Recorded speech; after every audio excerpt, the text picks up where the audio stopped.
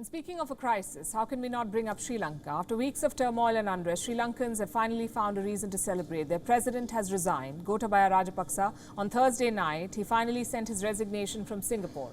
Back in Colombo, the news led to celebrations. People lit fireworks and danced on the streets. But what followed ruined their spirits. Sri Lanka's Prime Minister was officially appointed as the interim president. He will serve in this post in this capacity only for 5 days, but Sri Lankans don't want to see him as their president. Here's a report.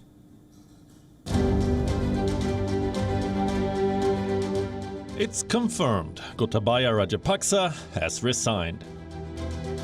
He's no longer Sri Lanka's president. Hiding in a safe haven in Singapore, he sent his resignation by email to the parliamentary speaker.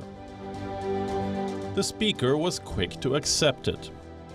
I have received the letter of resignation sent by President Gotabaya Rajapaksa. The president has legally resigned from his post on July 14, 2022. From now on, the process of electing a new president will commence.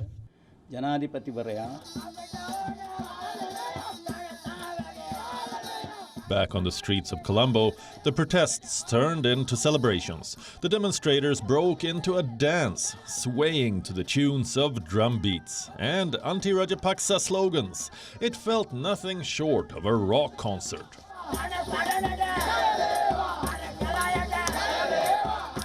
The whole country will celebrate today because it's a big victory. So this is really something amazing. The fact that it happened on the back of largely peaceful protest that just happened not in Colombo but across the country. We are happy as a collective effort because the citizen struggle of Sri Lanka was participated by all the citizens of Sri Lanka. Therefore, even diaspora of Sri Lanka. We are so happy. We are so happy. We are won the struggle.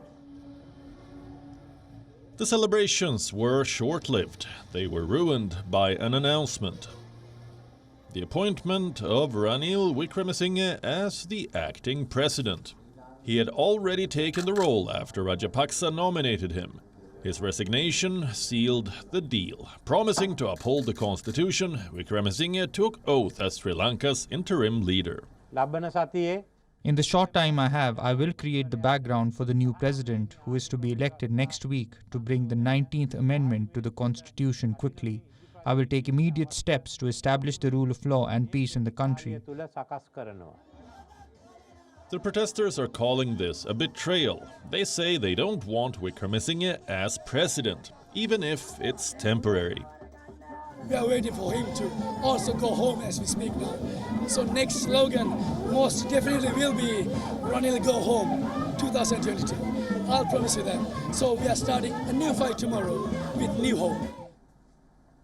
Even if Wickremesinghe is removed, the political crisis won't end. He plans to serve as president for 5 days, post which the parliament will elect a new president. But with no consensus among lawmakers and Rajapaksa's party still in the majority, there's no saying how smooth the transition will be.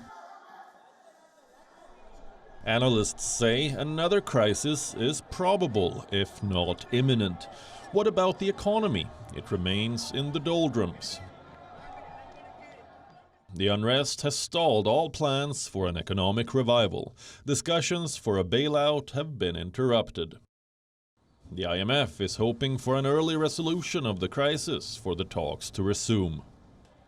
What about food and fuel reserves? They're slowly trickling down, but they're still not enough. The World Food Programme says 1/3 of Sri Lanka's population has fallen into food insecurity, and over 62,000 Sri Lankans require urgent humanitarian aid. Observers say if the situation doesn't improve soon, the entire island could slip into food insecurity. So, the coming week is crucial for Sri Lanka. If a stable government is not elected, if bailout talks don't resume, the crisis could get worse. Bureau Report, WION World is One. WION is now available in your country. Download the app now and get all the news on the move.